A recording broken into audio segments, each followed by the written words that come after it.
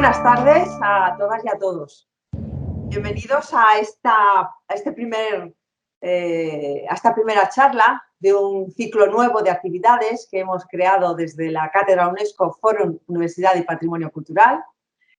Y bueno, hoy tengo el placer de haber invitado a un compañero, colega, querido amigo desde hace ya muchos años, que es Salvador Muñoz Viñas. Ha venido a estar con nosotros a charlar pues 60 minutos, que es así como se llama este ciclo de charlas, 60 minutos en este caso con Salvador. Y la intención de estas charlas es que de manera distendida, de manera próxima, pues sepamos un poquito más de algunas personas que, ocupando puestos relevantes nacionales o internacionales dentro del ámbito de la conservación y restauración del patrimonio cultural, pues conocerlo un poquito más en su intimidad, en cosas que de manera normal pues no se suelen ver publicadas en los abstracts, en sus publicaciones de alto impacto, etcétera, etcétera, etcétera. Como os digo, y abusando de la confianza y de la amistad que tengo con el profesor Salvador Muñoz, pues bueno, pues le he invitado y él enseguida se apuntó y yo me dio una alegría enorme. Porque para ser el primer día que empezamos este ciclo de charlas, pues siempre es mucho más fácil si cuentas con una persona que sabes que, aparte de sus valores profesionales, pues es un estupendo compañero y un colega que siempre está ahí cuando se le necesita. Bueno, pues ¿qué nos va a hablar Salvador? Salvador hoy pues nos va a hablar vamos a conversar, va a ser una conversación, sobre bueno, lo que supone para él la restauración, el ayer, el hoy y el mañana. Y a los que no lo conocéis, que imagino que seréis la gran mayoría de todos los que estáis hoy aquí, por cierto, tengo que decir que esta grabación, se va a estar realizando una grabación por si hoy no podéis verla y a posteriori, si el profesor Viñas así lo decide, lo subiremos a nuestro canal de YouTube de la Cátedra UNESCO. La Cátedra UNESCO, abro paréntesis, pues es una cátedra, pertenece a la Red Internacional de Cátedras UNESCO y nuestro objetivo principal es la divulgación del patrimonio cultural, la defensa y, bueno, y aportar nuestro granito de arena a nivel internacional y nacional pues sobre estos temas, el patrimonio, su divulgación y su conservación y protección. Cierro paréntesis. Si os parece bien, hola, Salvador. Hola, hola. ¿No te he dejado hablar todavía? No hace falta porque está muy bien. Bueno, si te parece bien voy a hacer una brevísima introducción con tu currículum vitae para que algunas de las cosas que yo considero que son pues bueno, más relevantes dentro de tu trayectoria profesional. Salvador Muñoz Viñas es catedrático de Conservación y Restauración del Papel en la Universidad Politécnica de Valencia y es el responsable del taller de obra gráfica del Instituto Universitario de Restauración del Patrimonio. Su trabajo se centra en la restauración del papel y en la filosofía del patrimonio cultural. A lo largo de su carrera, Salvador Muñoz ha impartido muchos cursos sobre estos temas en numerosas entidades nacionales e internacionales, como en el ICROM, el British Museum o la Sorbona. Y también ha trabajado como visiting scholar en la Universidad de Harvard en diferentes ocasiones. En 2015 fue nombrado Distinguished Visitor Professor por la New York University y sus textos han sido publicados en algunos de los idiomas más relevantes, además del español, el inglés, portugués, francés, italiano, persa o chino, entre otros. Y si me dejo alguno, Salva, pues luego ya me lo hace saber. En la actualidad es coordinador del comité organizador de la 20 Conferencia Trienal del ICOM-CICI, que se va a celebrar el próximo año en Valencia y que será la Universidad Politécnica de Valencia la encargada de la sede principal. Dentro de sus libros, que posiblemente sea a través de ellos por lo que más se le conoce a nivel internacional, yo quisiera nombrar tres. El primero, el del 2003, denominado Teoría Contemporánea de la Restauración, que ha sido traducido pues, bueno, a muchísimos idiomas. Ya en el 2015 publicó otro libro, Contemporary Theory, que también tuvo un gran impacto a nivel de la teoría de la restauración, y en el 2020 el último libro publicado por el profesor Muñoz es On the Ethics of Cultural Heritage Conservation. Luego te preguntaré, Salvador, si tienes algún libro más en la recámara, que estoy segura de que sí, y bueno, y ya nos hablarás sobre el mismo. Y poco más, te paso la palabra pues si quieres comentar algo más de este currículum vitae, y si no, pues empezamos ya a charlar. Nada, yo vamos, cuando oigo estas cosas, estos currículums, vamos, digo, no pares, ¿no? Esto porque uno se va poniendo así más ancho y más orgulloso, y digo, bueno, solo dicen cosas bonitas, ¿no? Así que digo, bueno, puedes extenderte hasta donde debes ir la cosa, ¿no? Pero yo creo que vamos, siempre causan un poquito así de un pequeño apuro, ¿no? Porque, claro, hay alguien ahí hablando de uno bien, en fin, presumiendo de manera vicaria, ¿no? Podría estar diciéndolo yo, pero lo dices tú, así que yo, vamos. Es verdad, nada que añadir. Nada que añadir, no, vamos. Ni mucho menos. Bueno, mira, yo añadiría una cosa, que sí que para mi carrera, ahora que lo dices, y es quizá lo que menos luce, pero antes de empezar a dar clase en la Politécnica, yo estuve un tiempo trabajando como restaurador en un taller real en la Biblioteca Histórica de la Universidad de Valencia, ¿no? Y aquellos añitos fueron años de descubierta, uno era joven, estaba hecho una esponja. Y yo creo, fíjate, que eso ha hipotecado mucho para bien mi manera de percibir pues toda la práctica de la restauración, pero incluso la teoría, ¿no? Porque digamos, ese curso, ese aterrizaje forzoso en el mundo real. Mundo real. Porque, Salva, tú te formaste en España, tu formación es española, pero también en los 80 tuviste una temporada en Estados Unidos, creo, ¿no? ¿Esto cómo influyó en tu formación como restaurador o como académico? Pues esa es la otra. Es que casi coincidieron en el tiempo, ¿no? Yo en un momento de desesperación, yo tenía unas ideas con proyectos y me presenté a unas cuantas becas por aquí y era un poco desolador, ¿no? Y al final, fruto de la desesperación, en un momento en que, vamos, las cosas se hacían en papel escrito, en cartas, presenté el proyecto a una serie de universidades norteamericanas que yo sabía que estaban trabajando en técnicas y materiales de los manuscritos y las pinturas miniadas y tal. Y tuve la suerte, porque hay poco, yo creo que la palabra es exacta, tuve la fortuna de que a ellos sí que les gustó. Y entre las que les gustó estaba Harvard, ¿no? Que suena, yo la conocía de las películas, ¿no? Uh-huh. Y claro, pues nada, fue así como llegué allí, digamos, con un jovencito, un visiting scholar muy jovencito. Y después de la primera vez, bueno, luego ya empezaron a caer, yo podía decir, está en Harvard, y empezaron a caerme becas aquí, el premio Luis de Santángel, la beca Fulbright, en fin, era todo, se abrieron todas las puertas, ¿no? Así como de repente, ya la segunda, tercera, cuarta, quinta vez que fui, iba con toda la cobertura académica posible, ¿no? Y esa estancia en ese sitio es el sitio donde se creó la restauración científica, el Museo Fogg, donde estuvo George Stout haciendo sus experimentos, donde, digamos, nació la restauración científica, por así decirlo, ¿no? Y claro, yo que venía de una restauración muy artesanal, de la cual no reniego para nada y que me parece, de la cual estoy muy, muy, muy orgulloso, claro, enfrentado a aquello,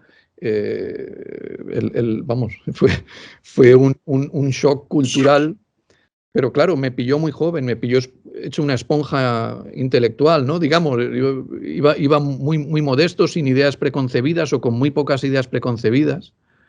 Y claro, allí pues aprendí de todo y bueno, esa dualidad, ¿no? Digamos en fin, digamos de ir del microscopio al hisopo con acetona, ese viaje, digamos, lo aprendí allí. En fin, viendo aquello, tuve muchísima suerte además también porque, digamos, mi tutor, la persona que me prohijó allí, fue Eugene Farrell, que por desgracia falleció y que, bueno, me llevó en volandas, ¿no? Me hizo de guía, no ya de guía, ¿no? Ya digo, me llevó a hombros por ese camino, ¿no? de la ciencia. Y lo recuerdo que vino a visitarnos alguna vez al departamento, ¿es posible?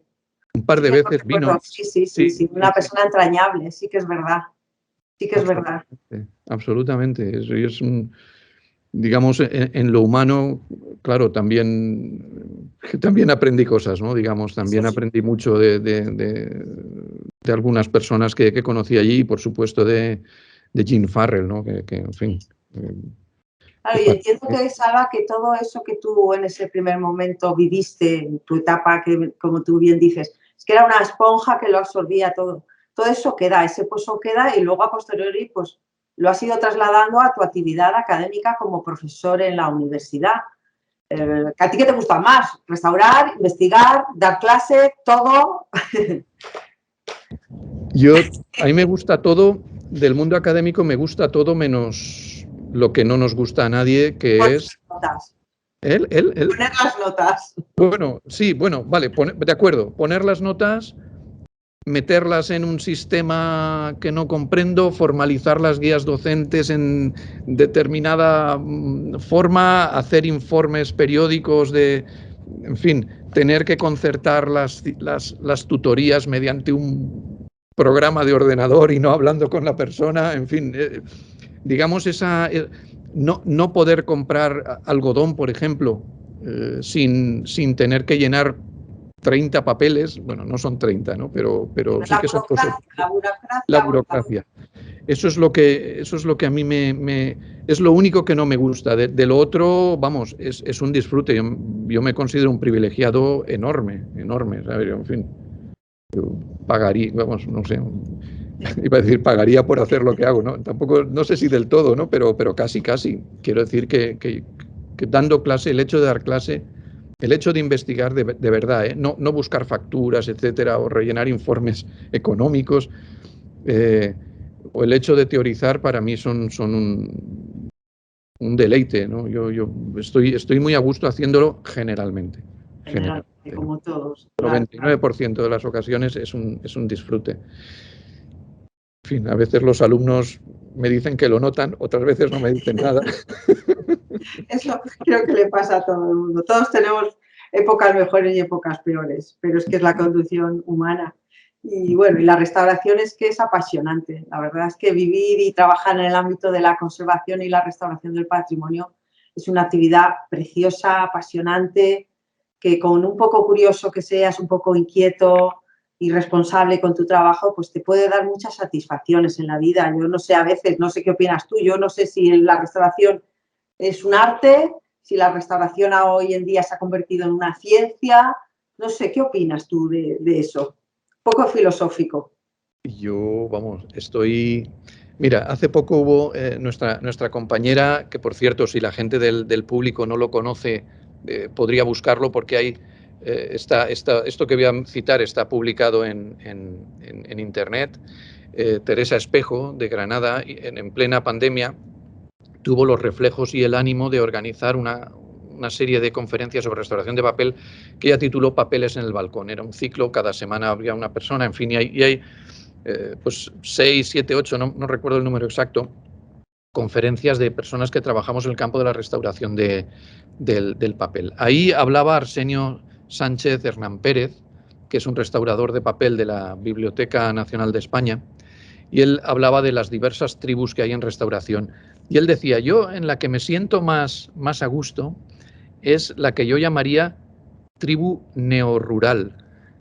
Bueno. Neorrural porque decía, es que yo, después de mucho trabajar, dice, al final lo que funciona, lo que produce mejores resultados, son las técnicas clásicas, las que se basan en una determinada manualidad, una manualidad informada, una manualidad cultivada, pero unas destrezas que son esencialmente las mismas que usaban en Japón hace 500 años los hacedores de biombos, ¿no? Por ejemplo, ¿no? Él decía, yo me declaro neorrural. Yo también me declararía neorrural. En ese sentido, bueno, a mí me viene de familia. Yo tengo un diploma de estudios avanzados en ingeniería química, por ejemplo. Mi padre es químico, o sea que todos los respetos por las ciencias materiales, todos, absolutamente, y toda la admiración. Pero a la hora de hacer una restauración, algo así, porque estoy en el taller y estoy viendo aquí piezas, ¿no?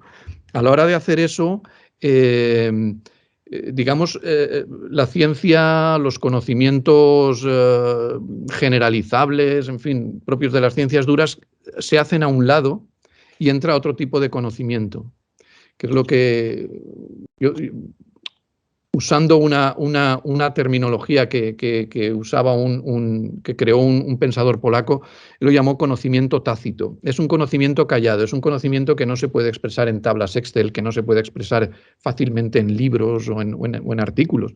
Es un conocimiento real, es el mismo conocimiento que hace que un violinista toque una pieza maravillosa y esa misma pieza en manos de otro pues sea distinta o no tan maravillosa o más. O que un piloto de avión pilote el avión maravillosamente, incluso aunque no tenga presente el manual del avión, ¿no? Nosotros cuando trabajamos, yo por lo menos, tengo la convicción de que el tipo de conocimiento que entra en funcionamiento y que toma el poder es ese conocimiento tácito, ¿no? Entonces, como la experiencia, Salvador, la experiencia, la habilidad, una mayor habilidad innata o que derive de esa propia experiencia también podría ser. Sí, destrezas, intuición, habilidad, sí. A mí me gusta esa expresión conocimiento tácito, ¿no? Algunas personas, además lo sé porque, vamos, es que estoy precisamente con ese tema dándole vueltas. Hay personas que dicen que el conocimiento es solo aquello que se puede transmitir, ¿no? Y hay otras personas que dicen que no, que hay conocimientos que no se pueden transmitir, ¿no? Y entonces, no, eso es intuición, eso son destrezas, eso no es propiamente conocimiento, en fin. Yo me quedo con este polaco que se llama Polanyi, pues escribe Polanyi, no sé cómo se pronunciará, seguro que no como lo he hecho yo, y que tiene ese libro, la dimensión tácita, the Tacit Dimension, que habla del conocimiento tácito y lo pone en valor y, en fin. Y yo, en el mundo real, mira, por ejemplo, para un profesor se puede saber perfectamente su materia y ser muy malo. Sí. Y otro que lo sabe menos puede transmitir maravillosamente bien. Efectivamente. Entonces, claro, dices, bueno, ¿cómo evalúo eso objetivamente? Mira, no se puede, pero pregunta a la gente, ¿cuál es tu impresión subjetiva? Y todos confirmarán eso, ¿no? Sí. Entonces, yo en la restauración cada vez me inclino más hacia hacia esa sospecha de que el conocimiento tácito en la práctica es lo más importante. No es que sea lo único, ni mucho menos, si no, no podríamos enseñar los profesores. Nosotros tenemos que agarrar todo lo que se pueda transmitir e intentar transmitirlo. Entonces, Álvaro, me surge una pregunta, y es que ¿realmente se necesita una teoría de la restauración? Sí, muy buena. No, porque escuchándote, viéndote tu ámbito de trabajo, de reflexión, de investigación, ¿es necesaria? Sí, esa es una... Es necesaria, con los antecedentes que tenemos, Cesare Brandi, etcétera, etcétera. No sé, aquí hay un popurrí de cosas que me gustaría que profundizáramos un poquito. Es muy buena pregunta. Ese era el título de un artículo que Carbonara, un teórico italiano, me tuve el honor que de que me dedicase ese artículo, ¿no? Me lo dedicaba para darme bofetadas, ¿no? Yo lo sigo considerando un honor, ¿no? Pero Carbonara hacía ese artículo que se llamaba ¿Es necesaria realmente una nueva teoría de la restauración. No Aquí. decía si era necesaria una teoría, sino una nueva teoría. Hablaba de la teoría contemporánea que se tradujo al italiano y enseguida, claro, como no es, digamos, brandiana, pues a veces allí, digamos, tengo muy buenos amigos y muy buenos enemigos. Vamos, es un país fascinante porque tiene el peso de una tradición poderosísima, ¿no? Es decir, yo decía, siempre he pensado que digo, no es el país más difícil para un artista hoy día es Italia, porque es que sales a la calle y tienes otras obras de arte que son probablemente tan buenas como las tuyas, si no mejores, ¿no? Entonces lo tienes difícil. Entonces, bueno, la respuesta a tu pregunta, bueno, Carbonara decía, no es necesaria una nueva teoría, pero sí que es necesaria, vamos, entre líneas se entendía que sí que es necesaria una teoría. Yo creo que sí que es necesaria, pero la teoría, pues es un poco como, esto lo decía un filósofo que se llama Wittgenstein, que hizo todo un libro y al final decía, concluía que ese libro lo que demostraba es que la filosofía no podía existir, ¿no? Entonces decía, este libro es como una escalera que usas para llegar a un sitio y una vez has llegado, la tiras, ¿no? Pero ya has llegado a ese sitio. Entonces la teoría yo creo que es muy, muy, muy importante a la hora de tomar decisiones básicas, las decisiones primeras, restaurar, qué restaurar, cómo restaurar, reintegrar o no. Todo eso, si entendemos para qué trabajamos, se hace bastante más fácil responderlo, ¿no? Lo que pasa es que la teoría se demuestra útil cuando la aplicas en modo automático. A ver, explícame eso un poco más. Sí, cuando la usas sin darte cuenta. Ah, vale. Cuando la usas sin darte cuenta, Sale de forma natural, ¿no? De forma natural, ¿no? Igual que, mira, por ejemplo, hoy, Día de la Mujer, ¿no? Toda esta lucha que hay en este momento será útil en el momento en que ya no haga falta. ¿Sabes? En ese sentido lo digo, llegará un momento en que no haga falta salir a la calle a manifestarse el 8 de marzo. Pero en ese momento todas las manifestaciones anteriores habrán dado su fruto, habrán sido importantes por eso. En ese sentido quiero decir que la teoría, que yo creo muy humildemente que la teoría es importante, ¿no? Llegará un momento que se haga evidente. En fin, de todas maneras vivimos rodeados de teoría, o sea que... Sí, y de negacionistas también, ¿eh? Yo no sé esto, en este ámbito, alguna vez tú y yo creo que hemos comentado este aspecto, sí que me gustaría que lo comentaras tú, el tema del negacionismo. ¿Cuál negacionismo? ¿Quieres decir? De las diferentes teorías que se están dando, de cosas que se aceptan a nivel internacional, que no se quieren aceptar. Pero ¿en qué ámbito? ¿COVID? ¿Igualdad? No, en el ámbito de la conservación y del propio hecho de la restauración o de la teoría clásica que se queda enseguida obsoleta, pasa a ser una teoría moderna, en qué momento deja de ser clásica para ser moderna y esa moderna pasa a ser clásica de nuevo y se va encadenando de esta manera. Sí. Y lo que hoy vale deja de valer, pero los hay que cuestionar lo que valía ayer y lo que está valiendo hoy. En fin, sí. Que dice, bueno, todo vale, todo vale. No todo vale, no todo vale. No todo vale, eso está claro, ¿no? Lo que pasa es que es difícil demostrarlo de manera matemática o argumentar. Es difícil, no, es imposible, ¿no? Pero que no todo vale se demuestra con el paso del tiempo. Hoy día vemos cosas que nos dan un poquito nos sobrecoge pensar que en aquel momento esto parecía correcto, ¿no? En mi campo, ¿no? Por ejemplo, yo cuando empecé a trabajar en los 80 todavía en el campo del papel en España todavía se laminaban las hojas con polietileno, que es como plastificar una hoja. Todavía se hacía, ¿no? Y en muchos talleres todavía hay laminadoras en un costado que sirven para dejar cosas encima, ¿no? Laminadoras de rodillos calientes, ¿no? Eso se ha demostrado inútil con el paso del tiempo, pero en su momento tenía todo el aval científico y se veía perfectamente correcto. Es inevitable que esto pase. Yo no sé cuántas de las cosas que estamos haciendo hoy día, pensando que estamos en la punta de la vanguardia más avanzada, dentro de 50 años serán risibles o criticables. No lo sé. Es muy difícil saberlo, ¿no?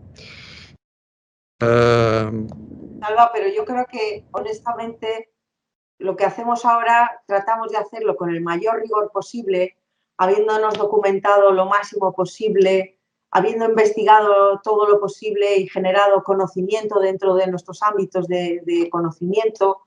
Y eso no nos lo puede reprochar nadie, creo, espero que el día de mañana no nos lo reprochen. Pero tú hablas de 50 años, yo hablaría mucho más rápido, ¿eh? Yo creo que esto va evolucionando con muchísima más rapidez.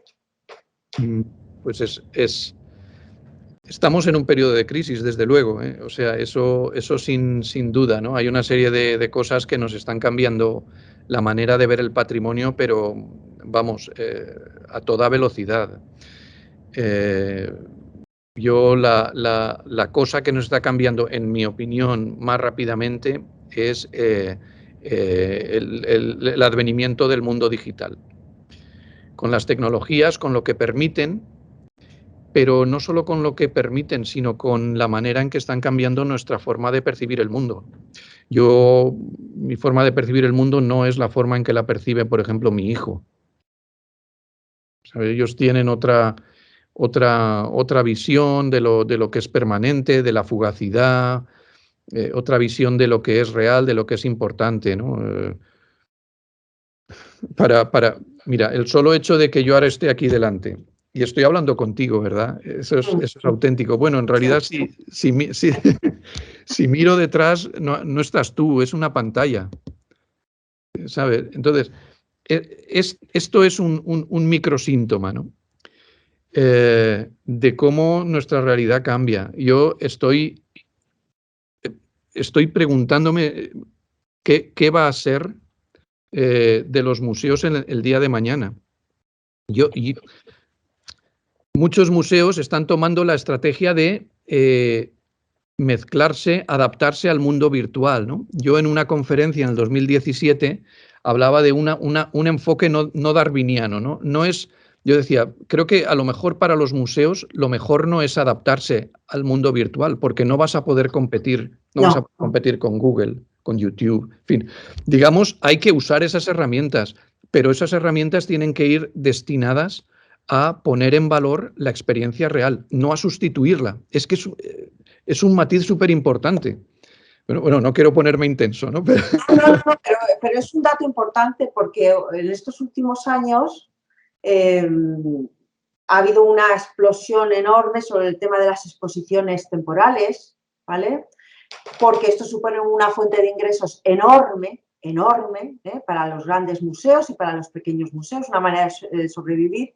Y ahora, con la época de la pandemia, pues muchos de ellos han tenido que reinventar. Se han tenido que reinventar, pues digitalizando, abriéndose a Internet, abriéndose a otro mundo que desconocían. Muchos de ellos tienen la intención de mantenerse en esa línea para complementar la línea habitual de funcionamiento, es decir, la presencialidad, pero yo creo que ahora mismo, a pesar de los esfuerzos que están haciendo por implementar esa nueva línea, creo que se están dando cuenta de que donde esté la experiencia, lo vivido, la presencialidad, es que casi que ni les merece la pena seguir invirtiendo en esas otras herramientas porque los beneficios que están encontrando a cambio no son lo que ellos esperaban. Ajá, mira. Y eso es así. Y fíjate, y esta semana que tuvimos también un curso con, un profesor, colaborador mexicano de los sitios Patrimonio de la Humanidad, nos decía, yo le preguntaba, digo, ¿cuál ha sido la tasa de ahora, una vez el COVID está remitiendo? Porque estábamos hablando de conservación preventiva, de las medidas que había que tomar pues para cuando las cosas volvieran a ser como eran antes, el número de visitantes, porque estábamos hablando de un número de visitantes en un día normal pues de 17.000 o 18.000 personas. Me decía, pero paradójicamente nosotros estábamos haciendo un plan de preventivo para a corto, medio, largo plazo, para cuando las cosas se recuperaran, dice, pero es que ahora nos hemos encontrado que en un jueves normal y corriente la cifra que nosotros teníamos antes, con anterioridad, se ha triplicado de visitantes. Dice, y nadie podía estar preparado para esta situación. Entonces, está la paradoja de que ocurren tantas cosas y tenemos una previsión conforme a pues unas situaciones que teníamos clásicas y que luego la nueva situación pues nos llega a sorprender a todos de cómo cómo cambian las cosas, cómo evolucionan, cosas que ni nos podíamos imaginar. Y como esto, pues también el pensamiento, la reflexión, y en el mundo de la restauración, pues de igual manera nos afecta a todos nosotros. No sé, yo creo que esto es importante también tenerlo siempre, la mente abierta para ver hacia dónde vamos y a qué carro nos podemos unir. Porque mira, yo de la teoría de Cesare Brandi, tú me decías, pues a mí hay cosas que me han gustado o que me cautivaron en su momento y tal. Yo, por ejemplo, el tema del reconocimiento del objeto, para mí eso es fundamental. Eso es fundamental. Nada más esas palabras, el objeto, la obra de arte, ya no diría obra de arte, yo sería del patrimonio, el propio reconocimiento del patrimonio cultural, tangible e intangible. Bien, vale, esas cosas me han gustado, pero no sé, me gustaría saber un poquito más, Salva, el tema de Brandi, Cesare Brandi, ¿qué cosas te han gustado más, te han gustado menos? No sé, ¿cómo ha combinado con tu manera con tu propia teoría? Teoría que nos has contado, ya sé que es una pregunta un poco trampa, pero quiero que es peligrosa para mi integridad, digamos, intelectual, ¿no? Porque yo soy muy poco brandiano, no admiro a este... Eres muy valiente, de reconocerlo. Sí, pues, en fin... Tu formación Brandi, soy valiente aquí en España, ¿no? Aquí en España, en Italia, Grecia, digamos el mundo, la Europa mediterránea, Francia, Bélgica, Polonia, pero no más, no más. Latinoamérica, por supuesto, claro. Eso me lo decía alguien, una conservadora del Museo de Manchester, me acuerdo, ¿no? Que ella era de religión judía, ¿no? Y dice, no, Brandi en realidad no es el Mediterráneo, Brandi es los países católicos. Brandi donde triunfa es en los países católicos, donde ha triunfado históricamente, ¿no? Y a mí me llamó la atención y luego verificar, caramba, es verdad, porque de Centro Europa, Polonia, fuera de estos países, fuera de Latinoamérica, donde ha tenido un impacto grande a través de la traducción española, fuera de España, que tardó 20 y pico años en traducirse, 25 años en traducirse, fuera de Francia, Bélgica, quizá Grecia, Polonia, fuera de esos países, Brandi es un perfecto desconocido, ¿no? O digamos, es alguien a quien se mira de lado y se deja pasar, porque no ha tenido ningún impacto, ¿no? En nuestro país, sin embargo, ha tenido un impacto brutal. Yo creo que la fortuna histórica de Brandi aquí es porque, bueno, en el 80 y pico se hizo esa traducción en Alianza Editorial y ese era un momento también en que estaba España entera ávida de cualquier cosa que viniera de fuera. Porque salíamos de una dictadura, estábamos, ya digo, completamente ansiosos por descubrir el mundo en el exterior y entonces ahí aterrizó Brandi. Esa fue la primera traducción que se hizo. Como curiosidad, la traducción al inglés, que es la lengua franca del conocimiento, del pensamiento hoy día, nos guste o no, a mí me gusta solo a medias, la traducción al inglés se hizo en el 2005, creo. Pero curiosamente no hubo ninguna editorial norteamericana, inglesa, australiana que tuviese, ninguna editorial de un país de habla inglesa estuvo interesada en publicar la teoría del restauro. Y se publicó en inglés en Florencia. Quiero decir que eso en el 2005, cuando la teoría se publicó en el 63, en 1963. Quiero decir que eso da una idea de que aquí en España quizá tenemos una visión distorsionada del impacto de Brandi y desde luego en Italia tienen una visión muy, muy distorsionada. Porque Brandy, bueno, tiene, en fin, dicho, en fin, tiene el impacto que tiene, ¿no? Y su teoría, en realidad, para mí es muy defectuosa como corpus teórico. Pues tiene textos que se contradicen, está muy mal escrita, es decir, no se entiende bien, usa conceptos que no están bien explicados. En realidad, la teoría que hizo Brandy quería que bueno, Brandy escribió como 20 y pico libros, y de teoría y de restauración escribió uno muy pequeñito, que es el que conocemos, ¿no? Luego, algunos escritos se pusieron en libros, pero no fueron eso. De hecho, la propia teoría, él quería que fuese 4 capítulos. Al final era algo tan pequeño que añadieron otros 4 y pasa a tener 8 capitulitos, de 4 o 5 páginas cada una, con lo cual no da para un libro, así que tuvieron que añadirle otros artículos para que aquello tuviese entidad suficiente. Pero claro, se nota muchísimo que es un collage, es un híbrido. Son textos que sus alumnos escribieron y él revisó y que fueron puestos juntos. Y entonces, claro, en un capítulo dice una cosa, en otro dice algo que parece contradecirse, en fin, no es un buen corpus teórico, ¿no? Pero claro, cuidado, ¿no? Cuidado con decir esto, ¿no? En fin, yo, vamos, fuera no hay ningún problema con decir esto, pero bueno, ya te digo, en Italia, en fin, aún así tradujeron, y estoy particularmente contento de eso, ¿no? Tradujeron la teoría contemporánea al italiano y despertó... ¿Qué reacción y qué reacciones han suscitado tus textos, tus teorías, tus clases, tus conferencias? Pues a ver,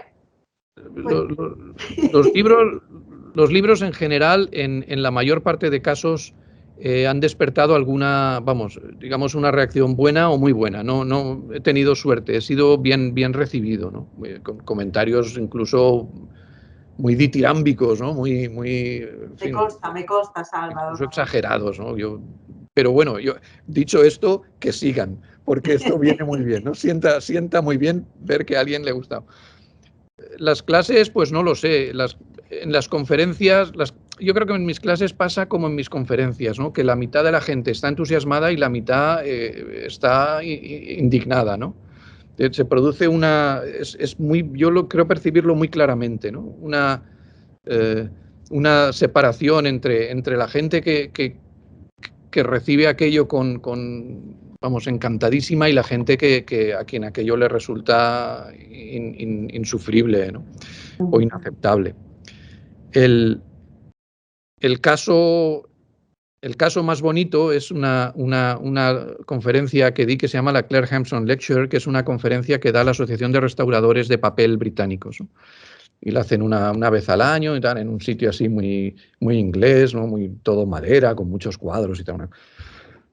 Y es una conferencia así honorífica, entonces, bueno, me invitaron y yo encantado de ir allí. Y entonces fui allí a explicar que la restauración del papel, como toda la restauración, consiste en hacer cambios en las cosas. Algunos cambios son positivos, la mayor parte, pero hay algunos negativos. En fin, no voy a detallar. Yo lo que hice en esa conferencia fue detallar, hacer un listadito de esos cambios que hacemos. Bueno, pues cuando limpias la superficie de un papel, cambias un poquito la textura. Cuando lo bañas, cambias un poquito el tamaño. Si disuelves una mancha, pues la zona donde ha caído el disolvente pasa a tener una composición distinta del resto del papel, obviamente, ¿no? En fin, todo este tipo de... Y luego al final decía, pero ojo, porque los beneficios que introducimos son mucho mayores. Bueno, y esa conferencia la grabaron en vídeo, lo que te contaba antes, ¿no? Con muchas, en fin, una superproducción para lo que yo estoy acostumbrado, ¿no? Y luego, en fin, no, es que lo vamos a colgar en la web, tal y cual. Después de la conferencia venía gente a felicitar y venía gente a pedir explicaciones, ¿no? Era un híbrido, más a felicitar, obviamente, porque la gente es muy educada, ¿no? Así que... Y bueno, mis contactos allí estaban entusiasmados, me enviaron el vídeo unos días después, muy bien editado y tal, y yo dije que ok, y luego, unos días después, me dijeron que había habido un debate muy intenso en la directiva de la asociación y que creían que no era prudente publicar esa conferencia donde se decían algunos de los problemas algunas de las desventajas que tiene la restauración del papel, ¿no?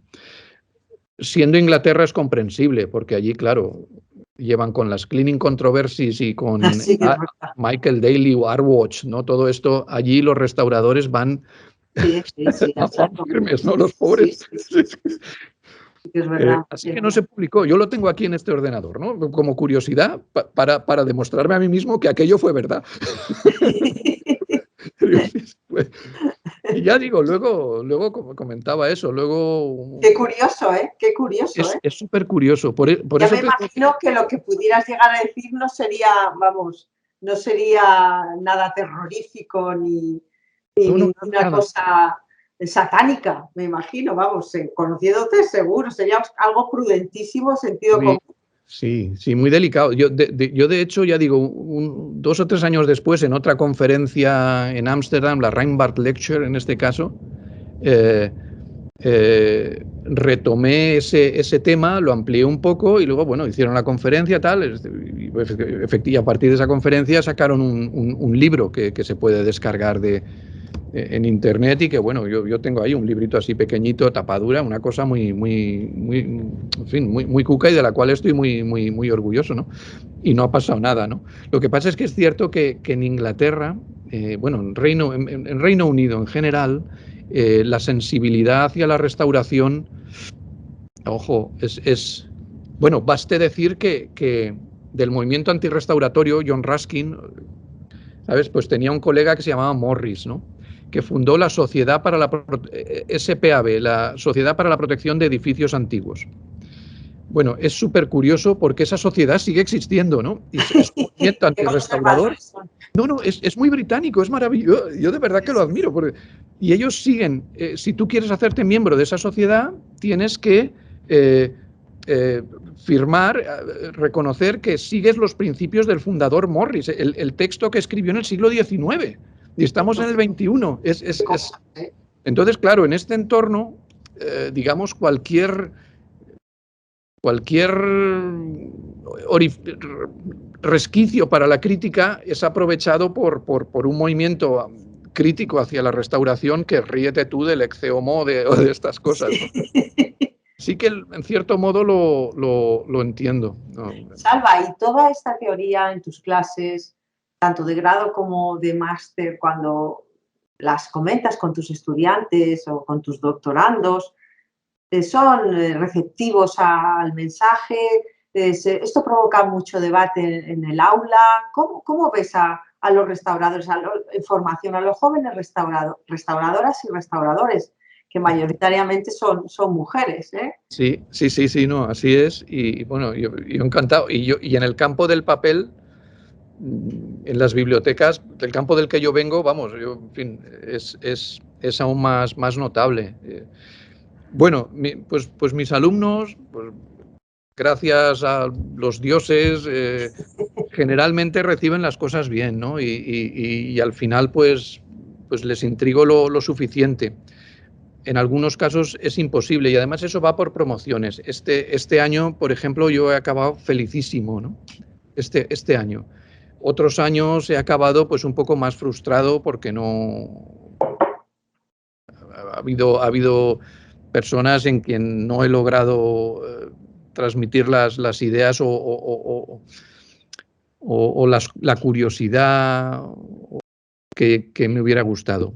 Pero en general, sé lo que decía antes, es muy satisfactorio dar clase y en parte es pues porque nuestro alumnado, vamos... Debo decir además que esto se imparte, la teoría contemporánea se imparte en máster, no en grado. Entonces somos un número más pequeño, gente con más interés y la diferencia se nota, se tiene que notar. Sí. Salva, ¿y el tema del patrimonio inmaterial? ¿Cómo afecta al ámbito de la restauración? ¿Cómo piensas que va a ser ese diálogo?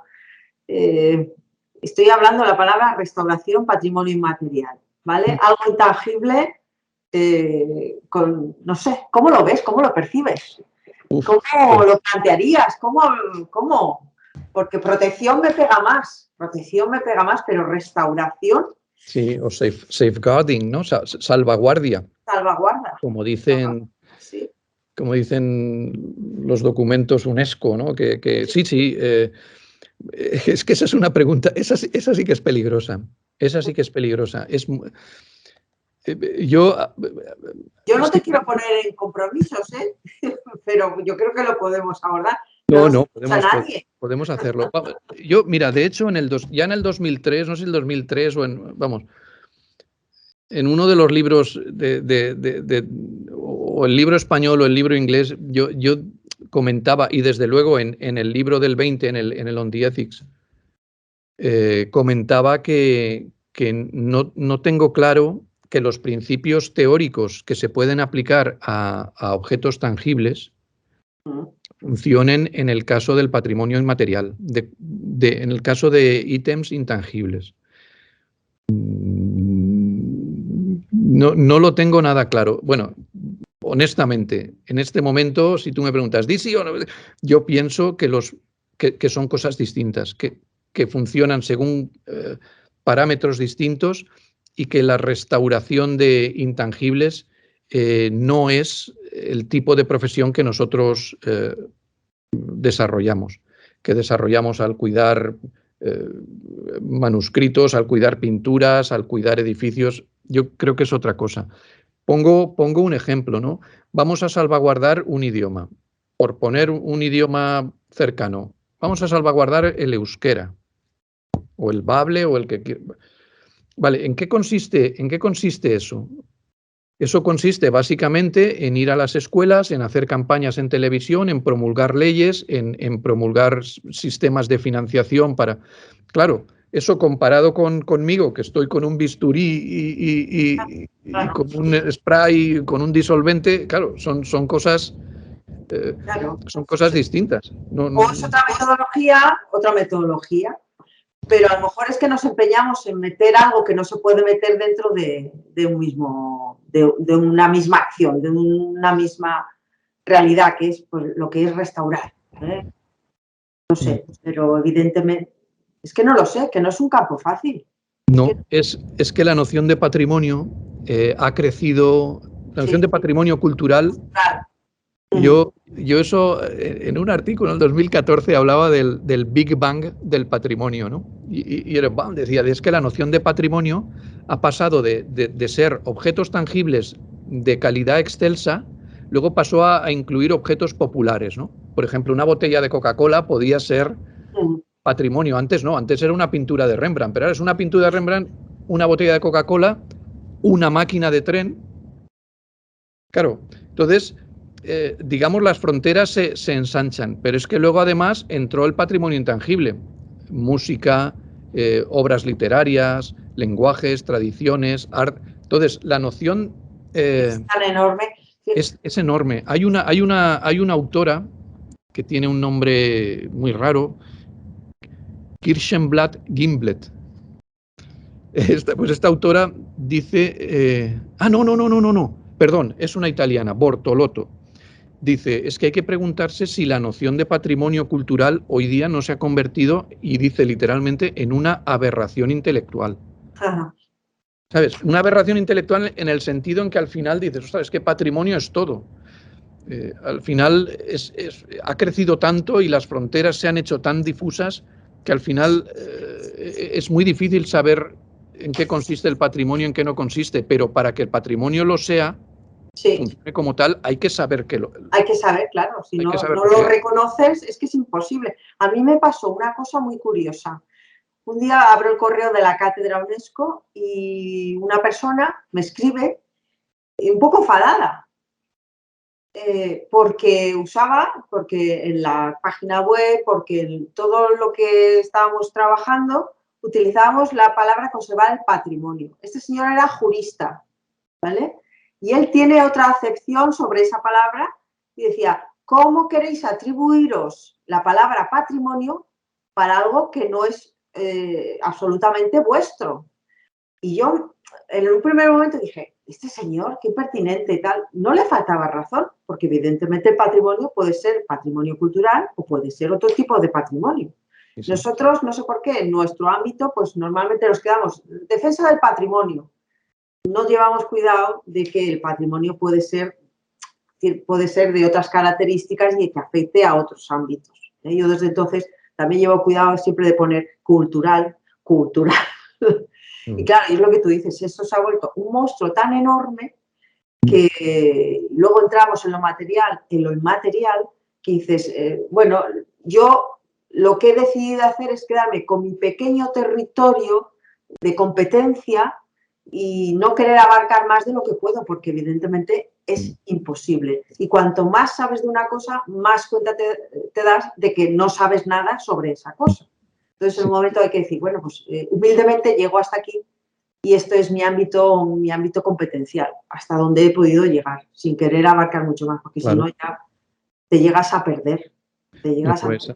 Esa actitud de prudencia y de humildad es imprescindible y yo creo que es lo que nos salva, nos redime de una cierta de sentirnos un poco omnipotentes, ¿no? Que podemos hablar de todo. Exactamente. Eso, ¿Tú crees que esto puede ser uno de los rasgos de los restauradores? Esta prudencia de la que estamos hablando ahora. ¿Tú qué opinas? ¿Cuáles serían los rasgos de...? Hoy día sí, sin duda, somos muy prudentes, ¿no? Muchísimo. Casi estaba por decir... Exacto, por decir una butad, por decir algo provocativo, yo diría que incluso demasiado. Es ser un poco provocativo, no creo que seamos demasiado prudentes, pero que somos muy prudentes, vamos, que le damos mil vueltas a las cosas y que tememos intervenir muchísimo. Hay en fin, hay una reacción contra la intervención directa que es muy notable. Y la conservación preventiva es fundamental, crucial, importante. Eso te quería preguntar, Salvador, por favor. La conservación preventiva, ¿qué es para ti esa línea? No, para mí es fundamental y la primera línea de defensa, la primera. Lo que pasa es que a veces esa línea de defensa se sobrepasa, ocurren daños, etcétera, y hay que intervenir, pero esa intervención, si te fijas, cada vez ocupa menos espacio en la literatura publicada, en los debates. Es el misterio del restaurador menguante, ¿no? Cada vez es más insignificante. Hay una autora que se llama Jim Brown y otro autor egipcio que han dicho ya que las técnicas de conservación, las técnicas manuales, las destrezas que tenemos los restauradores de hisopo y bisturí, son una forma muy valiosa de patrimonio cultural inmaterial. Bueno. Y que deben ser conservadas. Y de hecho, curiosamente, en Japón están conservadas las técnicas de restauración. Son objetos propiamente de conservación. Sí, no sé cómo se llama esa técnica de reconstruir las cerámicas con... No sé, algo así. ¿Cómo se llama? No lo recuerdo. Kintsugi, hay una técnica que es el kintsugi.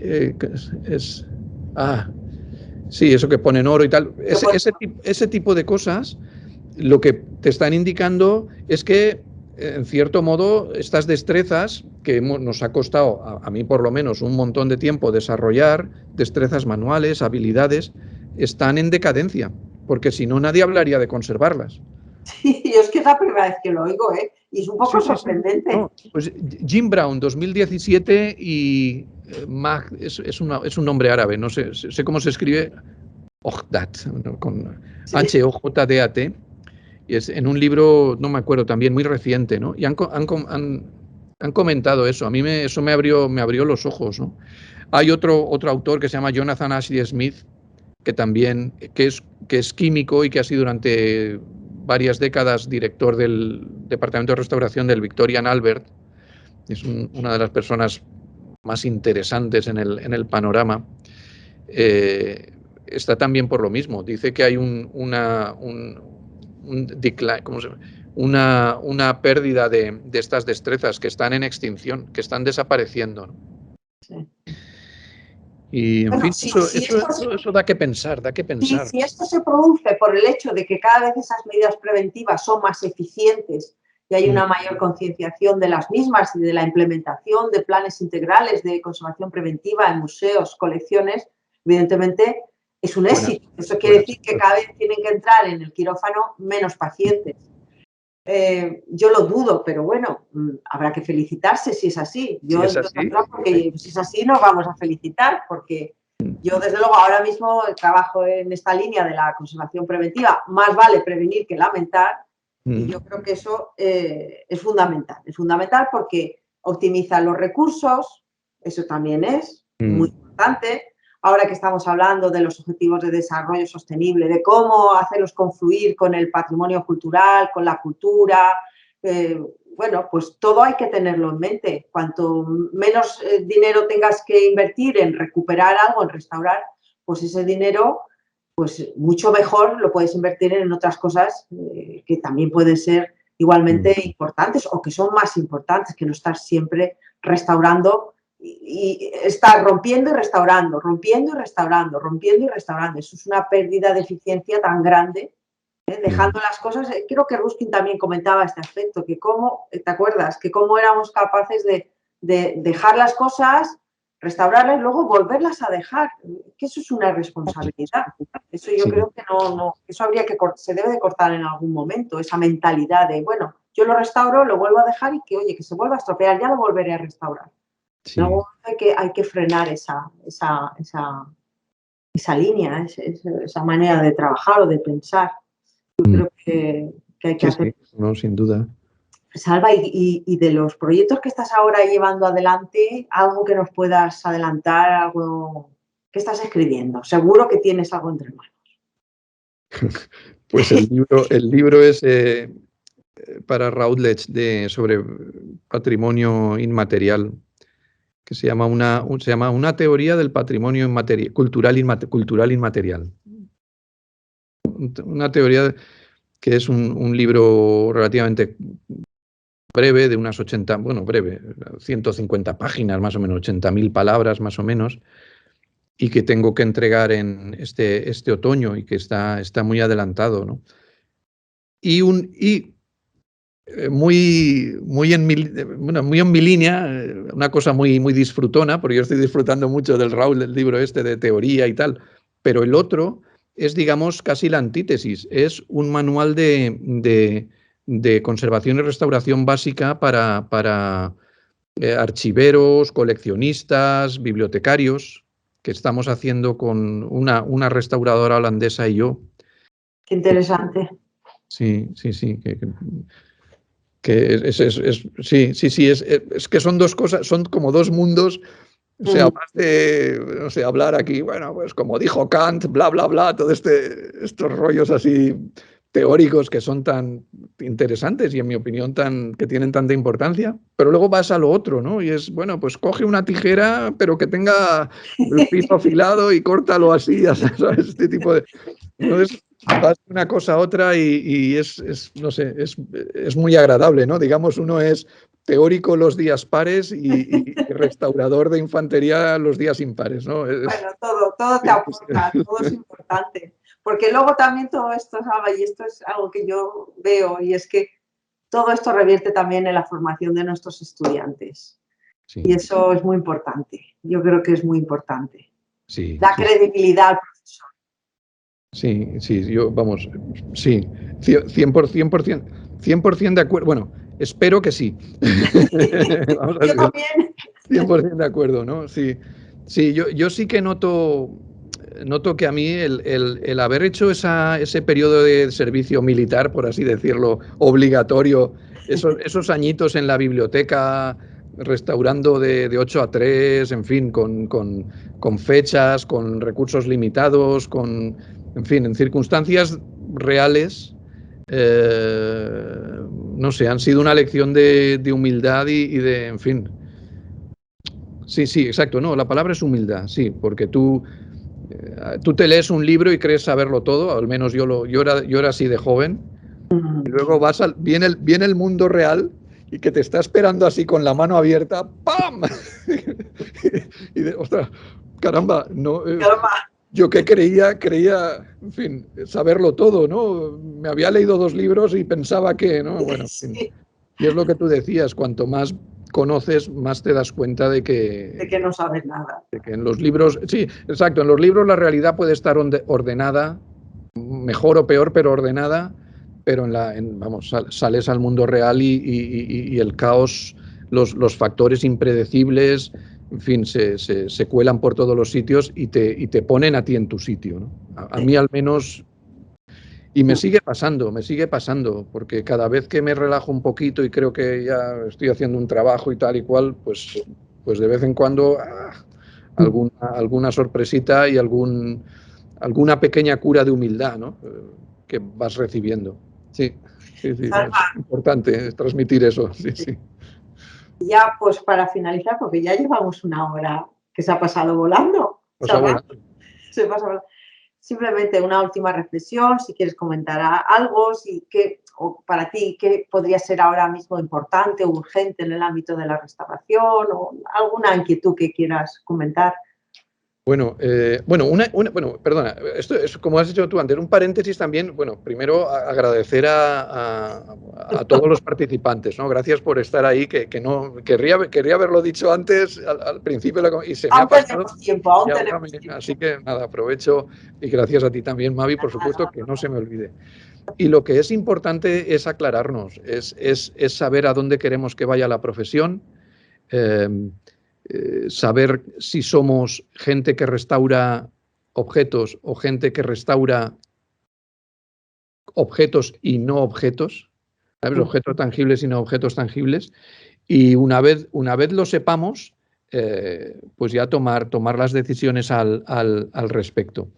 Una cosa te digo, si somos gente que restaura objetos, perdón, que restaura objetos, cosas intangibles, que restaura ítems intangibles, entidades intangibles, entonces tenemos que crear urgentemente otra especialidad. porque, porque las que tenemos no sirven o no sirven bien, y a corto o medio plazo, yo diría antes pronto que tarde, van a tener que surgir estas especialidades, ¿no? Eso seguro. Yo creo que ese es el punto de la urgencia más grande que tenemos, ¿no? Autodefinirnos, saber en qué consiste esta profesión, ¿no? Que es tan fascinante, ¿no? Es maravillosa en tantos sentidos, ¿no? Que a cualquier persona que le digas, ¿tú qué trabajas? Yo soy restaurador, restauradora. ¡Uy, qué bonito! ¡Qué bonito! ¡Qué bonito! Y realmente es bonito, ¿eh? Sí, porque es que primero o estás restaurando la memoria del mundo, o estás restaurando pues las meninas de Velázquez, o estás restaurando algo con una proximidad y una intimidad tan grande que yo recuerdo un cuadro que estuve restaurando de Vicente López, que en uno de los lados tenía la impronta de la huella dactilar del artista que había tocado el lienzo y que se había quedado ahí. Y aquello te produce una conmoción intensa que dices, qué afortunada soy de este trabajo tan bonito que estoy haciendo. Es realmente bonito, ¿eh? Y esa intimidad con la pieza, con el objeto, la verdad es que es muy agradable, es muy agradable. Y la verdad es que poder transmitir esto a nuestros estudiantes, pues es una suerte poder hacer este tipo de trabajo. Sí. Pues nada más, Alba, ¿algo más? ¿Quieres comentar algo más? No, nada. Nos hemos pasado un poquito, pero no pasa nada. Lo que quería que no se me olvidase era eso. Gracias a todos, ¿no? Por estar ahí, y gracias a ti por organizar esto. Veo una mano, Salva. No sé si no teníamos, si te apetece contestar, ¿tienes algún compromiso, cualquier cosa? Vale, no, ninguno. En teoría, a ver. Antonio Yacarino, hombre, será ¡Hombre! un gusto. Vamos a ver. Antonio, buongiorno. Antonio.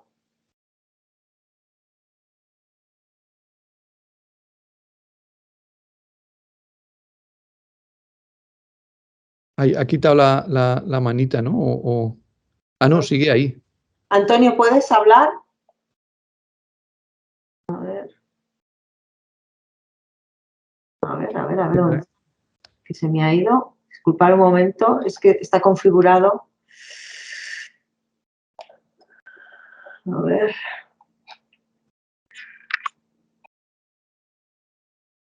No, ya no lo veo. ¿Está ya, Karino? Ah, sí, está aquí, sí. ¿Hola?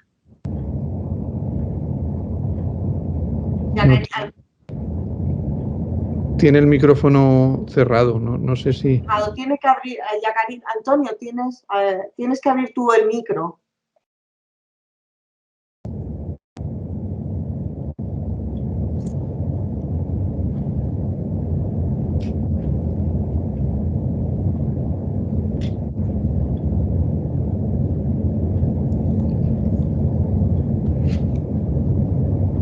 No sé, tienes que darle tú al micro y habilitarlo. Yo creo que te estábamos oyendo. ¿Ahora?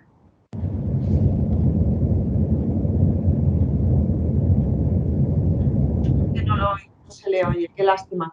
¿Y el chat, puedes hacer uso del chat, Antonio?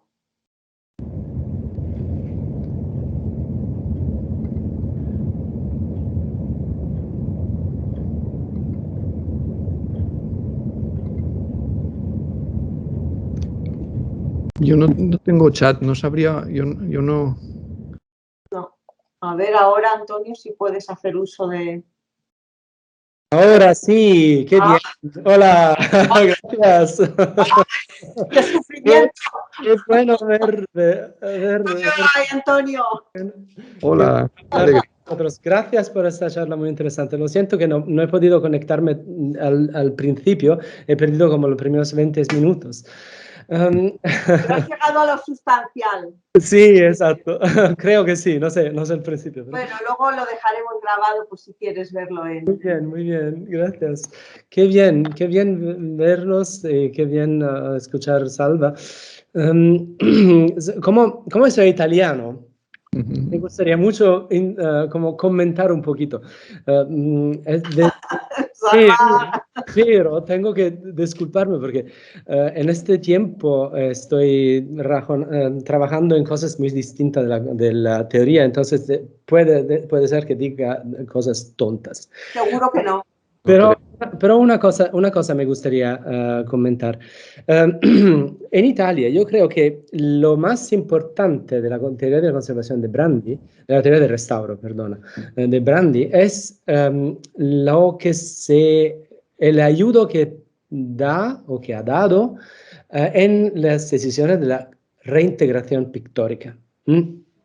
En ese sentido, yo no sé, no estoy seguro si esto es el añadido de los siguientes, lo que llegaron después de él, pero es verdad que el trateggio y todo esto se empezó en el tiempo de Brandi, ¿no? Entonces, y está incluso en la teoría. Entonces, no es mi intención de defender Brandi contra este señor Salvador, pero no, porque yo tampoco soy brandiano, ¿no? Estás en tu derecho, Antonio. No, yo no Por soy supuesto. muy brandiano. Sé que Brandi ha muerto hace muchos años y lo que fue escrito hace muchísimos años, entonces es como si fuera otro siglo, como si Ruskin había escrito algo. Esto es de verdad muy lejos en el tiempo y en la... Pero es verdad que yo como restaurador estoy muy fascinado y para mí es muy importante lo que aprendí al Instituto Centrale per il Restauro después del trabajo de Brandi sobre la reintegración pictórica. Y no es porque se hace el trateggio, porque el trateggio es una parte muy pequeña de lo que aprendí yo en este tiempo. Es que lo que se aprendí era de hacer distinciones teóricas entre distintas clases de laguna. Entonces, lo que se puede hacer acá es distinto a lo que se puede hacer en este otro sitio de la pintura. Y esto ahora está a punto de desaparecer. ¿Por qué? Porque Salvador ha escrito su libro. No, es una broma. No, el problema es que ninguno gana ni dinero para hacer trateggio. Eso es el problema primario. Pero el problema es que si te pones con este conocimiento de la teoría de la reintegración pictórica, así te puedes tomar decisiones que son muy, muy útiles y que permiten de transmitir la obra sin trabajar demasiado, porque la alternativa a la teoría de la reintegración pictórica de Brandi o del instituto, no sé cómo definirla, la alternativa es reintegración total. Esto se puede hacer con medios tecnológicos, como bien sabemos, como los Santos Juanes, también en muchísimas otras maneras, y yo lo he hecho también. Pero de poder utilizar la teoría de Brandi en este sentido me gusta muchísimo, ¿no? Esto es lo que me gusta más de todo, ¿no? Y me encantaría saber cómo te posicionas en esto. Este tema en concreto. Sí. Bueno, yo, digamos, lo que yo sugiero en el libro es una sugerencia con carácter general, es algo que no interpela o no toca directamente el tema de la reintegración. Sí. Yo los principios que propongo, los que proponía en el 2003, son principios que ahora, digamos, casi damos por sentados, ¿no? Pero que entonces era algo bastante chocante o bastante innovador, ¿no? Entonces yo proponía el principio de sostenibilidad semántica. Ponía intersubjetividad, que lo que quiere decir es que ser consciente de que estamos trabajando para mucha gente afectada por tu obra hoy día y en el futuro. Y luego la sostenibilidad, ¿no? La sostenibilidad semántica quiere decir que tienes que intentar que hagas lo que hagas sobre la pieza, sobre el objeto, mantenga la mayor parte de los significados que puede transmitir. Y esto quiere decir que a veces, por ejemplo, ¿no? Tienes un faltante en una pintura, que es el ejemplo paradigmático, ¿no? El ejemplo más usado. Entonces dices, bueno, pues tengo aquí este faltante. Entonces tú piensas, vale, ¿este faltante transmite información? Sí, ese faltante transmite información. Por supuesto, es un tipo de daño y entonces transmite la información de que esto está viejo, de que ha sufrido tensiones, o a lo mejor que ha habido una guerra y le han dado un golpe, o como pasó con la Venus, es un ejemplo que pongo a menudo, y hoy en el Día de la Mujer tiene especial relevancia, lo que pasó con la Venus del Espejo en 1914 en la Galería Nacional de Londres, y es que una sufragista, en protesta por el encarcelamiento de otra sufragista, lo acuchilló. Esas cuchilladas, por ejemplo, transmiten un mensaje, sí.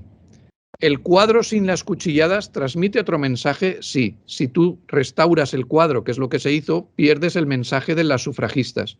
En aquel momento se tomó esa decisión. Hoy día en Internet hay gente que pide que por lo menos se pongan fotografías mostrando el cuadro acuchillado como reivindicación. La cosa es que ese principio de sostenibilidad lo que te hace consciente es de que cada vez que haces una reintegración de algún tipo, hay algo, estás eligiendo transmitir un mensaje u otro, estás haciendo que se pierdan ciertos mensajes en favor de otros, ¿no? El mensaje de este cuadro es antiguo versus el mensaje de este cuadro lo pintó así Velázquez o Tintoretto o quien fuera. Entonces tú tienes que, en ese principio de sostenibilidad y mezclado con el principio de intersubjetividad, te hace que balancees los beneficios y los perjuicios. No hay una respuesta clara. Lo que te está diciendo es que tomes la decisión que tomes, tienes que ser consciente de los beneficios y de los perjuicios.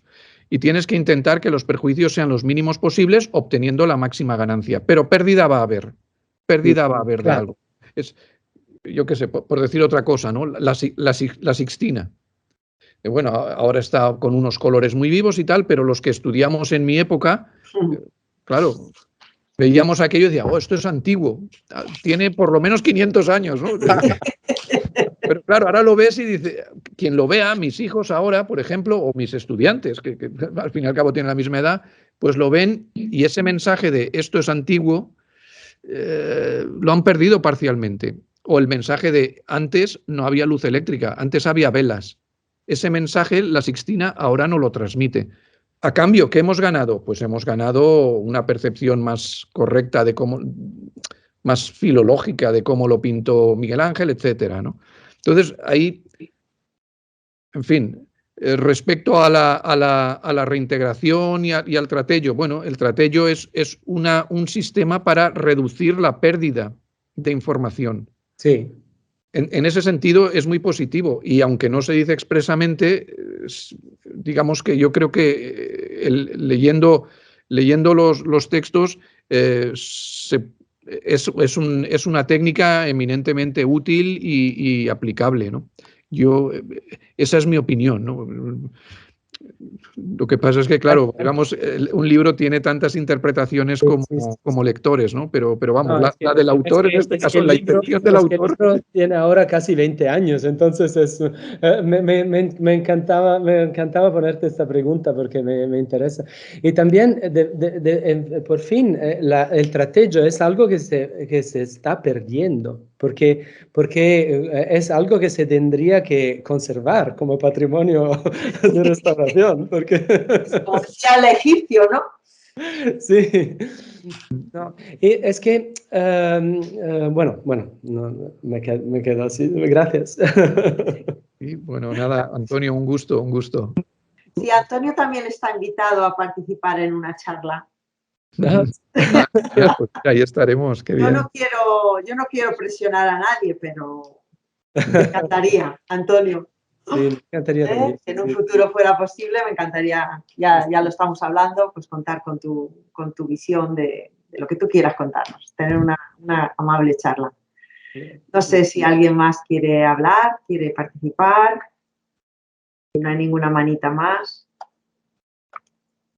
Nada más, pues muchísimas gracias a todos. Salvador, muchísimas gracias. Un Gracias placer. a Victoria, Antonio y al resto de asistentes. Un saludo muy, muy cordial. Y a todos, muchas gracias por vuestra atención. Los que no lo hayáis podido ver, quedará en la Cátedra UNESCO, en el canal de YouTube de la Cátedra UNESCO. Esperemos que lo subiremos en breve, si no pasa nada. Y que, bueno, que os haya parecido bien esta primera charla. Se admiten sugerencias para el futuro. Muchas gracias y buenas tardes a todos. Chao, chao. Chao a todos. Cuidaos mucho.